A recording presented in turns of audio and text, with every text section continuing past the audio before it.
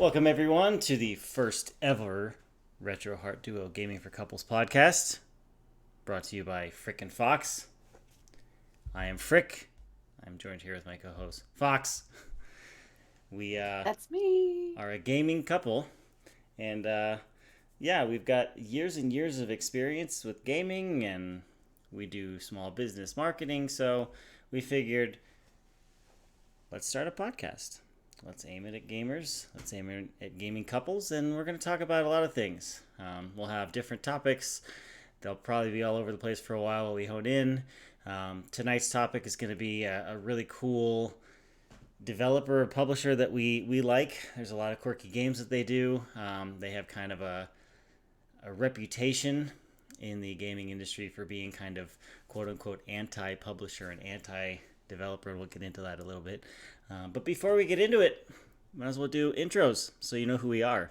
And we'll start with my co-host Fox. Why don't you tell us a little bit about yourself, how you became a gamer, why you are a gamer, and why you are one half of the best gaming couple in this podcast. All right. So I have been gaming since World of Warcraft Vanilla, before it was vanilla. Um, Grinding out to, what was it, the original cap, level 60? 60, yeah. Yeah. Not having the amount of gold that I needed at level 40 for my amount. Um, So that's where I got it all started. And from there, it's developed into a passion for League of Legends as well as all sorts of platformers.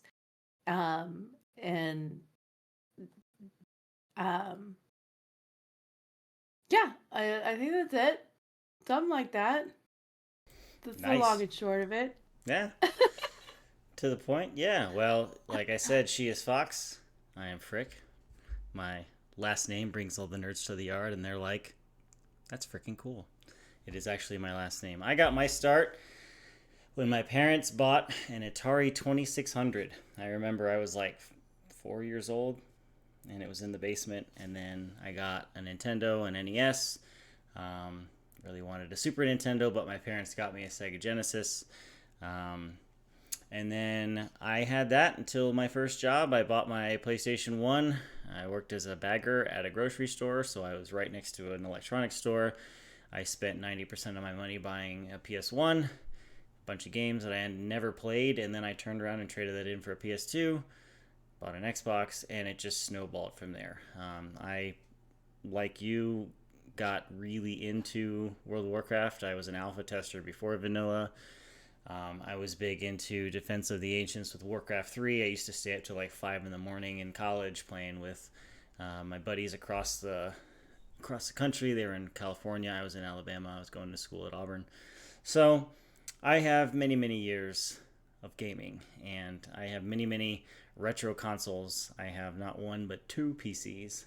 I have a nerd basement. I have a Ninja Turtles arcade game. I am a gaming nerd through and through, and I am one of the lucky ones in the sense that I have a better half, well, equal half, I say better, that is just as much into gaming. So, welcome to the podcast. Our first episode um, is on the developer slash publisher Devolver Digital. They used to be a really, really big developer, and now they do a lot of publishing for indie developers. They did stuff like Serious Sam, Hotline Miami, Fall Guys. They're known to work with quirky indie developers. Their announcements, their like E3 stuff, back in the day was just quirky. Like they were known for just going off the rails. But with all of the big publishers, the big names like Microsoft, Sony, and Nintendo doing their own thing, E3 kind of is not really a thing anymore. The big gaming conventions aren't really a thing anymore. There's still some, but Devolver has gone to releasing stuff on their YouTube platform. And so, talking about, anti-publisher and anti-developer, they had a Devolver delayed video where it was 3 minutes where they had it fashioned after a Nintendo Direct announcement, but they were announcing their delays for some of the games that were getting delayed from 23 to 2024. And it was like, yeah, now we're getting to like the biggest delay. And like the chat in YouTube was like, I came expecting nothing, and I was, I got nothing. Well done. I am like I am happy. And other people were like, some of the best delays I've ever heard. Like, keep it up. I'm so excited for it to hear about more delays. So like, even the fans get into it. And Devolver Digital, I mean, they just do quirky things, like My Friend Pedro and other games. And we're going to talk about some of the multiplayer games that are good for gaming couples. We have each picked out a Devolver Digital publishing title that we are excited that is going to be coming out next year. We each have one that we chose, and then we have a topic that we're going to close out this first episode with. So, yeah, Devolver Digital. I know I'm excited to talk about it. I've been talking for a few minutes. What are your thoughts when you kind of see their stuff on Steam and you kind of watch their videos on YouTube? I mean, it's kind of refreshing because it's like not professional in a professional way, and then you have games like Broforce and My Friend Pedro where it's like a ninja guy shooting guns, but his friend is a banana named Pedro. I mean, it's like it's just zany. So like, what are your thoughts that this is what we're going to be covering in our first episode? Well, it was really funny. I actually I knew Devolver Digital before I knew they were Devolver Digital because I'd played, several of their games like Human Fall Flat, um, which is an amazing physics-based game. It's and going back to what you were saying with the delayed announcement, it's one of the things that just cracks me up about these folks over there because you know Sony and Xbox and all of them have had their fair share of delayed releases and incomplete games and that kind of thing. And it's normally filled with weak apologies, if not like non-apologies, like, oh well, it's late. So giving it that fanfare, just it speaks to the character of the company. And when I started, looking into Devolver Video or Digital, I was looking at their game titles and I was like, I played that game. I played that game. I've played that game. So it's like the gaming publisher that you didn't know you knew. So it's like an old friend, really. So that's kind of where I was at when we decided that we wanted to talk about them a little bit. Yeah, and we can get into it with the single player titles. I mean, they have done a lot of titles, over the last 20 years. They've done a lot of multiplayer titles. We can spend 6 hours talking about them and just all the titles that we didn't know were Devolver related. Whether they published them, they were the developers. They had people that worked for Devolver or worked for other publishers or other developers that came onto Devolver. They had acquired their IP. So we can go hours upon hours talking about this. But like I said, this is a couples based podcast. We are a couple. We game together. Right now, we are gearing up. LCS, our League of Legends Worlds, just wrapped up. So the new ranked season is starting in January. We are kind of into that. However, we play other multiplayer titles together. So we are going to talk about some 4 specific Devolver multiplayer titles that you can play as a couple. One specifically that has online co-op. 3 more that are kind of couch co-op. They have local co-op, 2-player, 4-player co-op. It's good for like sitting down together, playing together. We'll go over 2 titles that we're really excited for, not necessarily that they're multiplayer, but just games that are good and they just happen to be multiplayer. And then we're going to talk about snacks, dating, putting together and doing a gaming date. So our first title that we are going to talk about, Devolver For some reason, they gear more recently, since probably about 2015, into shooters, but not like first person shooters, more like silly shooters. So this first one, a lot of gamers, PC gamers, PlayStation gamers, they're gonna know it, is Broforce. Broforce is on Steam. It's on the PlayStation Store. You can get it on Nintendo Switch. So for those of you gaming couples who have multiple different platforms to play it on, or maybe you prefer to play on Switch, or you like PC but you have to use a controller, or you're a Sony fanboy. I am a little bit of a Sony fanboy. Used to be bigger, not so much anymore. Um, you can play it on that. It has local and online co-op up to 4 players. It is a cooperative patriotism simulation. You play as 80s and 90s action heroes waging war against terror in almost an entirely destructible nostalgic setting. And it's like action hero adjacent. So you can play as like John McClane from Die Hard, but it's not John McClane. It's a pixelated version of him. You can play as like Arnold Schwarzenegger, because he did so many different, action movies in the 80s and 90s, but you could still like play as him. You could play as Rambo, Sylvester Stallone. Like, they have a whole bunch of pixelated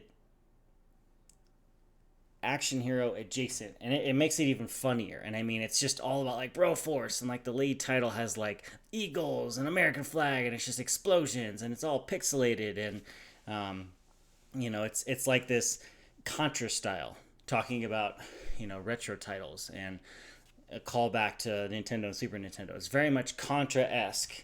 It's very much that type of style that was really big in the 8-bit and the 16-bit times, but it's on all these modern platforms, and it's a lot of fun. From the other gender side of it, what is your take on a game like Broforce, where it's just kind of very masculine, but in a funny, over-the-top way that is still kind of fun for either gender? Well, honestly, the first thing I thought of when I saw the gameplay was, this totally reminds me of Dig Dug. And I just totally dated myself severely, but I loved the game. And and who doesn't want to play as Rambo? You know, it's just a really fun game. I like it because being in marketing, we're constantly in this world of where we're being challenged mentally and creatively, whatever. Um, and Broforce is one of those games you can just turn the brain off and just play. You're not thinking deep thoughts. You're not watching, huge like emotional cut scenes or anything like that. You're just blowing stuff up. And it's, for what it is, it's actually a phenomenal game.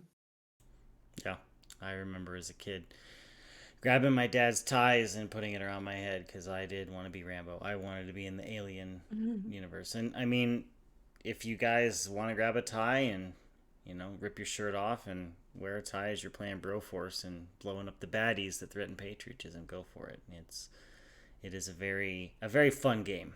I put a lot of hours in it when it released, back in the mid 2010s, and then I just kind of pushed it to the side because the friends I played with didn't really play. So it's one of those games where you can have a lot of fun. You can be bad at it, and you can have fun being bad at it. Or you can have really a lot of fun being badass at it. So that too. Um, so yeah, Broforce, like I said, online and local co-op, up to 4 players, perfect for you and plus one. You can get it on Steam. You can get it on the PlayStation Store. You can get it on Switch, Nintendo, eShop. I'm playing on a Steam Deck. I mean, really, it's all over the place. So, and it is very frequently on sale too. So, and also I believe it's in Game Pass. So, for those of you who have Game Pass Ultimate, you can get it for free through that. You can play it on PC. The second game we're going to talk about is a little bit more color.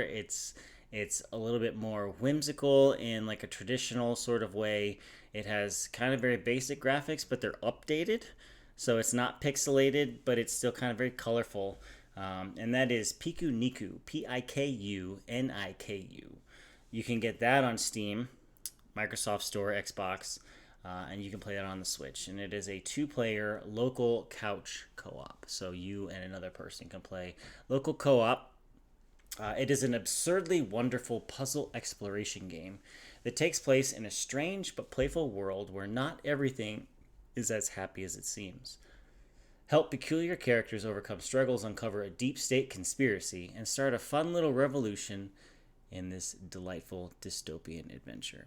Admittedly, I've seen a lot of videos on it. I've watched the trailer for it. This is something I think the two of us are just going to have to play together. We're going to have to plop down on the couch one day and just play it together because, like I alluded to at the beginning of the podcast, there are a lot of Devolver titles. There are a lot of titles that I didn't even know, you didn't even know were Devolver titles. So I don't have a lot of experience with Pikuniku, but it looks like that type of game that either either boyfriend, girlfriend, girlfriend, girlfriend, boyfriend, boyfriend, partner, partner, anybody could enjoy because it's just silly. There's nothing super serious about it, but it's still, you can get invested in it. You can get invested in the story, and it looks relatively simple on the surface, but you can get down below it, and the puzzles are challenging, and they're engaging, and the story is engaging, and yeah. So looking at some of the like the Steam page and whatnot, just kind of doing a little bit of research, how do you feel from your angle about Piku Niku, and how it plays for couples? I think this is a great game for, maybe if one or both of you aren't, serious gamers, like it's not been a big part of your life, and maybe this is your way to connect with your partner that is a gamer. It's challenging enough for somebody that is a gamer, but it's also, the barrier to entry isn't so high that you're just like, I don't even want to try it. It's very, um lateral, so you're not having to deal with crazy angles and 3D vision and depth perception and that kind of thing. So you do get to just play the game, and it's adorable, and the graphics really are appealing and colorful, and you can get as much into the lore of it, or you could just play. I know for me, I'm very much a lore related person. I gotta have a good story to it, and Pikuniku, surprisingly has a fun story to it, that gets you kind of sucked in. And I mean, you're part of a revolution. I mean, there's nothing cooler than that. Um, I think, like I said, just to the overall feel of it is, it's a really great game for couples that have um, different levels of gaming. Yeah, and it's one of those Metroidvania type platformer games. It's 2D, like you said. It's not super in depth, so some of those young men or women that have an issue with button combos, it's got very simplistic at the basic controls, so it's easy to play. It's not going to be like a game like It Takes Two, where you have to have timing down, and if one person's really good and one person sucks at it, you kind of, your progress is meh, meh, meh, meh, meh. So Piku Niku is really good, one of those platformer kind of Vania games, and it's something that you can get into. The third game on our list is actually an expansion off of an original title, which is the Swords of Ditto. The expansion, most recent expansion, DLC, whatever you want to call it, is Mormo's Curse. You can play it on Steam. You can play it on the PlayStation Store. You can pick it up on Switch. It has a two-player local couch co-op again. Builds into this topic that we're going to close the show out with, like having a gaming date.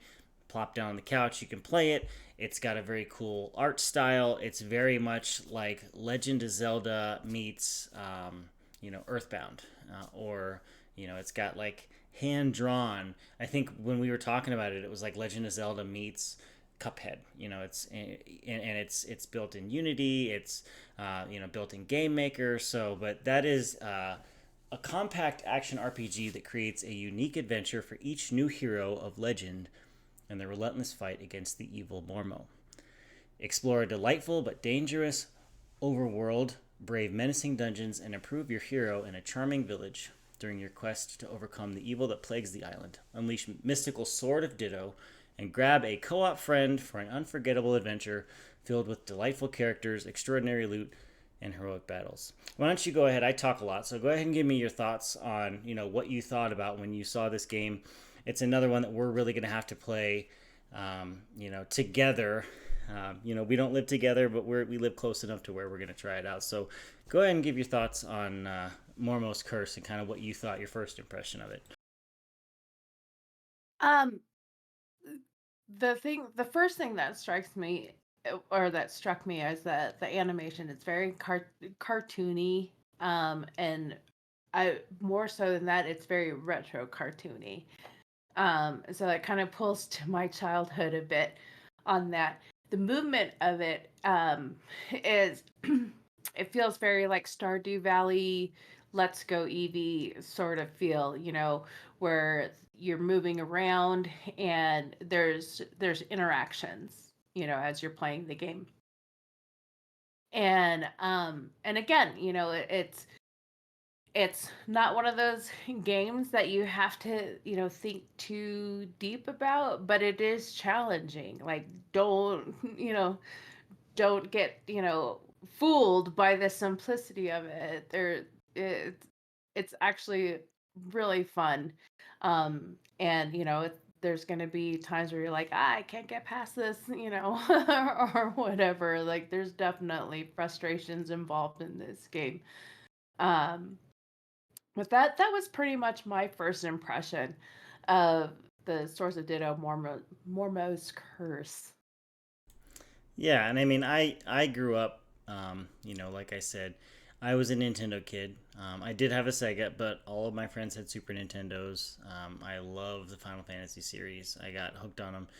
Legend of Zelda, this game, Mormo's Curse, is very much over the top. So it's kind of like when I first saw it, it looked like A Link to the Past, but it was a little bit cuter. It was a lot of fun. Some of the dialogue is kind of hip and kind of silly at times. It's not really like like when you think of like Legend of Zelda, you think about those type of games. It's got very linear, like character-driven dialogue that's like in character. This is more like kind of like what I talked about with Earthbound, where it's like it's got some silly dialogue. It's kind of out there at times. It's like these characters are kind of they're characters. You know, it's a game that I'm really looking forward to the two of us playing a lot more. It's colorful. It's not bloody. It's not so it's not going to trigger a lot of people. It's another one of those games where you could just have fun. You can save your progress. You can come back. It's an RPG, so it's not like you just have to like replay it over and over and over again. But it's something that you could just you can play as a couple. It's not like a Broforce where it's got the procedurally generated. Where you can just pick your favorite action star. You can get a little bit more invested. It's a little bit deeper than a Piku Niku, and it's something that like you can pick up together and you can celebrate your progress together. So it's a lot of fun. And then the last game that we're going to talk about in multiplayer before we get into a title each that we are excited about. We actually, it's one of those where like the title is super on the nose. And this game is I Hate Running Backwards. We talked about at the beginning of the episode. Devolver Digital is kind of funny. They're kind of zany. They're kind of the anti whatever. So you hear of a title like I Hate Running Backwards and you're like, what the heck? Like, but it's literally like, it's one of those, like if you ever played like Galaga or Centipede, Space Invaders, or like if you played like 1942 or one of those like airplane games only it's inverted. So instead of your character being at the bottom, you start at the top and your character is pointed down the screen, hence the running backwards. And you're running backwards. You can move your character all over the place, but the whole point is to stop hordes of enemies and bosses from coming up the screen instead of coming down the screen. It is on Steam. It is on the Microsoft Store and Xbox. It is on Switch. You're noticing a theme. These are games that you can play across multiple platforms. They cater to a lot of co-op experiences. Really good for couples. It's really fun. It starts off, you can pick your character. You can pick, each character has different attributes, different health attributes, different speed attributes. It's got a 2-player local couch co-op. And it is in a never-ending, adrenaline-packed shoot 'em down. We've heard of shoot 'em ups. This is a shoot 'em down, hence the running backwards and why they hate doing it. Roguelite that puts the emphasis on destruction and fighting never-ending waves of enemies while time traveling through procedurally generated, fully destructible worlds. Pick your character and blast away enemies with a high-powered arsenal of shotguns, lasers, rocket launchers, singularity cannons, and other weapons. One of the characters has a sword that fires projectile swords every time you swing it. Get stronger by earning perks to decimate challenging bosses along the way. It looked like a lot of fun. There's a lot of stuff going on when you play it. If you just kind of jump in, there's different difficulty settings. You can unlock more things by playing longer, by beating certain levels. So it can start off really easy, but it can get kind of insane really quickly. I know I watched, I am not the best at the game. I watched some YouTube videos when preparing for the episode, and some people were playing it like on max damage, max difficulty, and it was just kind of like, I don't want to play this co-op right now because I would be bad at it. So, but yeah, I mean, it looks like a ton of fun, and in keeping with all the other Devolver titles, it's very colorful, and there's a lot going on. For me, I have my biggest concern with this game is that it is going to unleash the inner competitor in me, because Space Invaders, playing that with my brother, we invented games within games, and we made up competitions, and our competitions got pretty intense. And watching the gameplay of I Hate Running Backwards, like I felt it. I felt it like, oh, I want to play this game so bad. And even though we're playing cooperatively, I'm going to be better at it. So just so you know. Debatable. We'll have to see. Even if I'm up until 3 o'clock in the morning practicing, I will beat you. I will be better at the game than you. That sounds like a challenge. Listeners, viewers, we will have to come back to this. Set like an arbitrary deadline and come back to it after 3 months, 6 months, whatever. But yeah.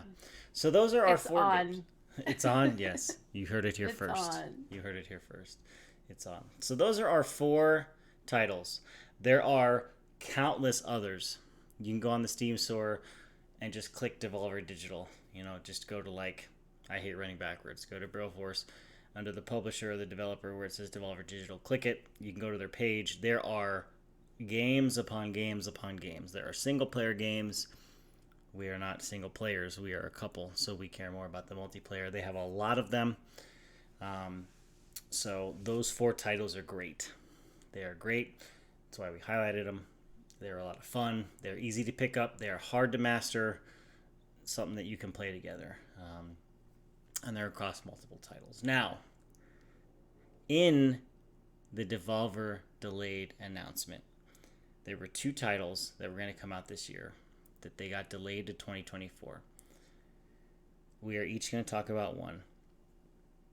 They're not necessarily multiplayer. However, one of them is, and it's going to be hilarious. It's got a demo on Steam that you can play right now.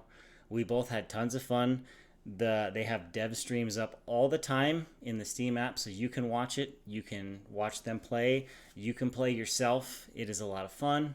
Um, my co-host will go over that game. The game I want to talk about is The Plucky Squire, and it's going to start out on Steam and on PC. And it really caught me off guard because I watched the announcement trailer and then I watched the trailers and looked at the screenshots on Steam in the Steam store. And I was like, what? Like, wow. I need this game like now. And so, like I said, it's releasing in 2024. The Plucky Squire follows the magical adventures of Jot and his friends. They are storybook characters who discover a three-dimensional world outside the pages of their book.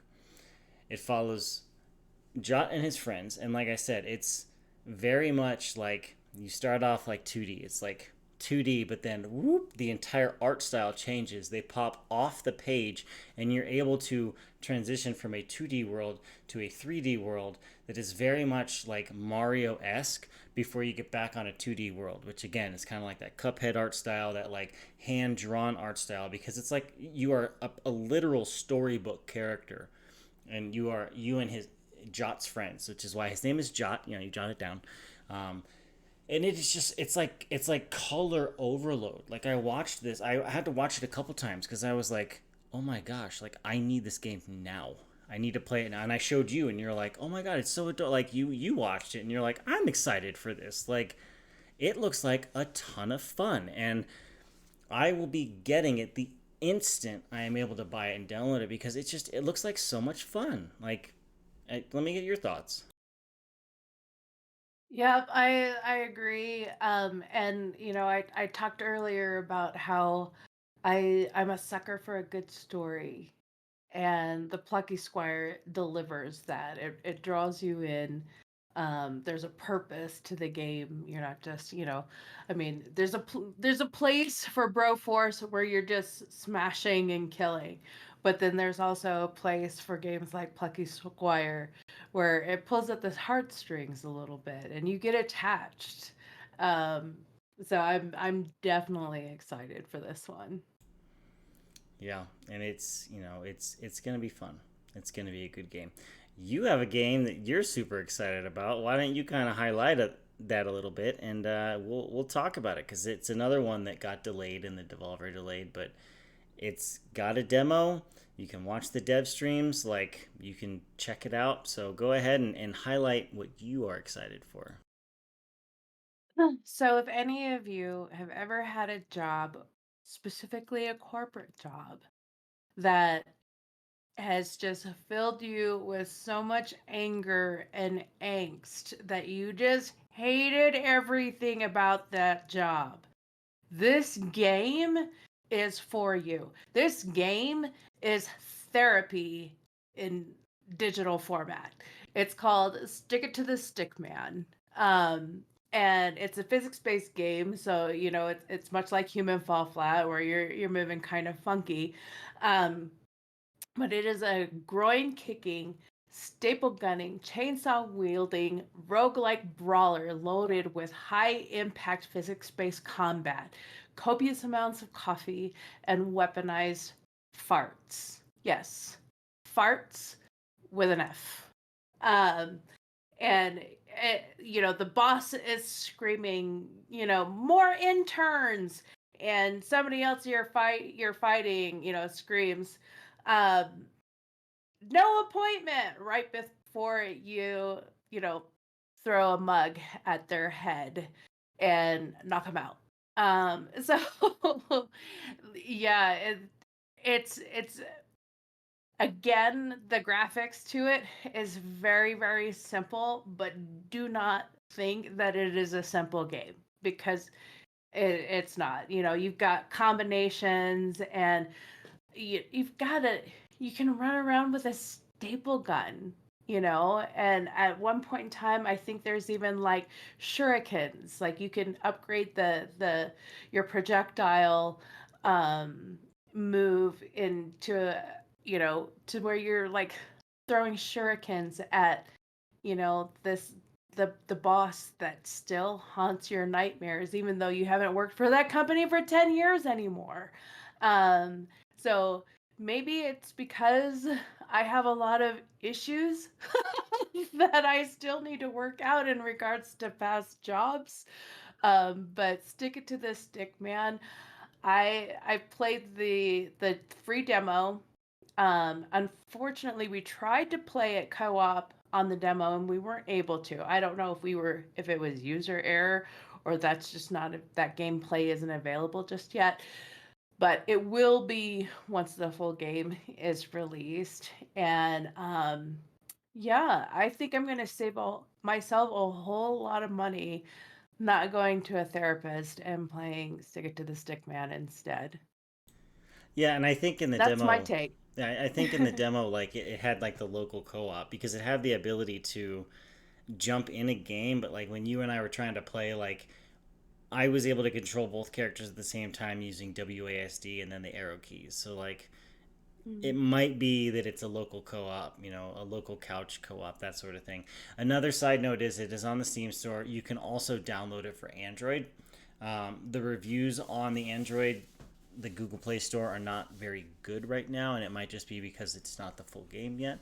But I kind of got hooked in when I was watching the dev stream, and they were upgrading their groin punch to add extra time to the disablement and increase the damage on groins. It was like, wait, you can do like a super groin punch? Like, you can do like a spinny kick like Chun Li does in Street Fighter, only upside instead of upside down, right side up. Like you said, you could throw coffee cups. Like bosses will throw interns at you that you have to like blast through, and like each level you can upgrade your moves. You can add moves. You can add moves to your combo. Like I made it through like the first level of that first building in the demo, and like the CEO and like board of directors came in and was like, "Oh, our puppet, blah, like you're gonna do what we tell you to do," and you can actually have the option to be like, "No, I don't think I will," as opposed to yes, indeed. And if you keep clicking the no, I'm gonna do things my way, they're like, "You're fired." Boom, they kill you, and you start at the bottom again. And there's a guy like sitting on a bench, and he's like, you thought you could do it your own way, haha, silly you. And like, so in addition to like having those platforms that go up, and you go higher level, higher level, higher level, fight more interns, fight more coworkers, fight more bosses, upgrade stuff, there's also going to be like an open world map style to where you can do other mini games in like a 3D style where you can also go to other buildings, you can go to other companies. Like it's going to be so much fun. It's colorful, but also not super colorful. The enemies will lose their color as you knock them out. As my co-host can also to agree to and kind of back me up. One of my favorite moves was I like spin kicking people out the windows. Like I defeated one of the floor bosses, one of the managers, by just kicking him out of a window. So that was a lot of fun. It was a little easy at first, but the difficulty ramps up really quickly. So yeah, I am also looking forward to this title. Yeah, so we've given you 6 great titles, 4 out now that you can play, 2 that we're looking forward to. One has a demo. One I'm like I need to get my hands on it. Bucky Squire. Need to play it. Stick at the Stick Man already has a ton of potential. You can play the demo out now on Steam. You can download it for Android, the Google Play Store. Those 4 titles that you can play: Broforce, I Hate Running Backwards, Sword of Ditto, Mormos Curse, and Piku Niku. Now, why am I highlighting those again? Well, that's because we're getting into our topic that we're going to talk about to finish out this first episode of Devolver Digital. This is a gaming couples podcast. Why don't you go ahead and take it away with this topic, and we'll kind of discuss it a little bit. It goes hand in hand with gaming and date nights and just kind of playing as a couple. So, you know, food and dates just kind of go hand in hand. And when you're a gamer, if you're adding, like, if it's a gaming date, what makes it better than than delicious food. The problem that you run into after having worked at Best Buy, being in tech support with Best Buy, and then handling trade-ins at GameStop, um, I have become really peculiar in how I mix food and technology, because I have had to be the person cleaning the gook off of years and years of controllers. Um, so I I put together a list of some things that it's going to keep your controllers clean. It's not going to accelerate the inevitable uh, drift and button sticking and that kind of thing that just comes along with avid gaming. Um, but one of the things that I do is is I try for the most part to make it like I don't eat in game uh, unless it's a date night when my partner and I are sitting together and we're gonna, we're in for the night and we're done and we're kicking up our feet and relaxing. So, what kind of foods are good in a scenario like that? Um, my biggest suggestion is stay away from foods that leave any kind of residue. If it leaves residue on your fingers, don't touch a controller with it. Like Doritos, Cheetos, anything that's going to be sticky, Laffy Taffy, all of those things are going to also leave a residue on, your controllers, your mouth, your mouse, your keyboard, that kind of thing. Um, some of the things that I do recommend are, cut up some bite-sized pieces of fresh fruit and use skewers. And, you know, and if it's a good date night, you can even, get a little flirty with it and feed each other with the skewers. I mean, that's cute, right? But whatever. um Pocky pretzels, again, those finger foods that aren't going to leave a residue on your hand. Sushi is always a great food, and you've got the chopsticks, so you're not having to like grab with your fingers. I have seen people eat sushi with their fingers. It hurts my heart as a brown person, but you do you. But if you do eat your sushi with fingers, don't game and eat sushi then. That's a strictly chopsticks only kind of food.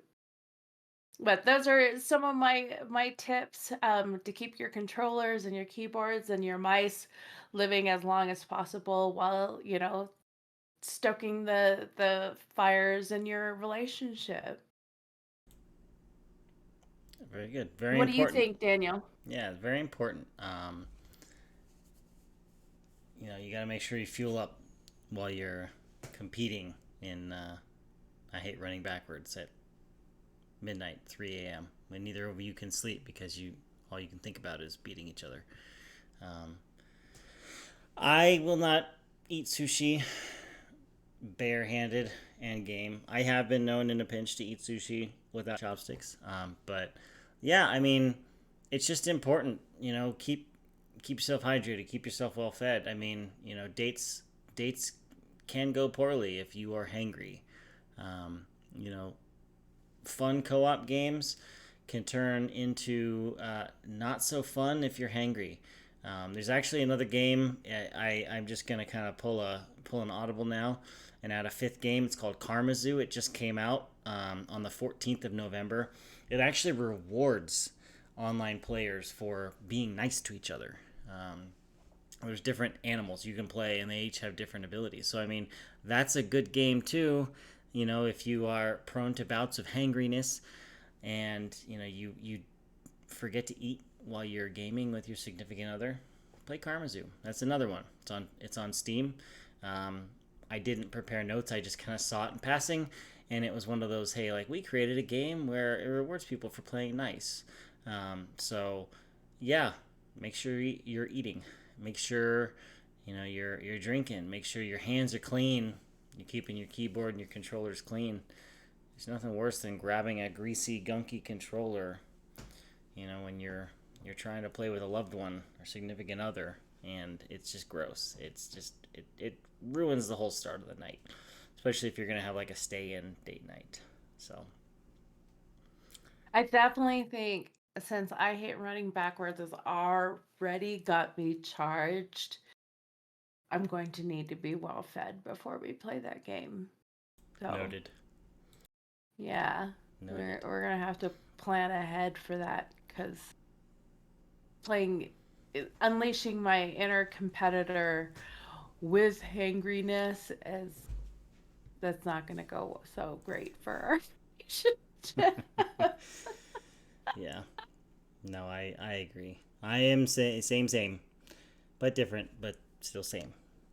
Like I need to eat. I can go long, and I can also forget to eat too if I get engrossed in a game. So it's also important in the topic of gaming and gaming as a couple for to remind each other to eat and fill up your water bottle. I take this water bottle everywhere because it's easy to get dehydrated, and that's another version of hangriness. If you want to beat your partner in bro force, getting a high score, I hate running backwards. You want mental clarity, and you need water for that. You need a liquid for that. You do not need a 7-Up, whatever the heck you drank that said it was disgusting. Um, I don't The remember. tropical 7 Up, Yeah. I didn't enjoy it. It was weird. Yeah. Yeah. So that wraps up this first episode of the Retro Heart Duo Gaming for Couples. Put on to you by Frick and Fox. I am Frick, she is Fox. As we do this, we're going to have a more set schedule. For now, we're planning to stream on Wednesdays. We're going to have a YouTube channel, Frick and Fox Media. You search for it. We'll be on Spotify. We'll be on Apple Music. We're gonna hit RSS feeds. We'll be everywhere as our influence grows, as our plan for world domination kicks into overdrive. Do you have any closing thoughts before we finish this up on Devolver Digital or on eating right on your gaming night, date night?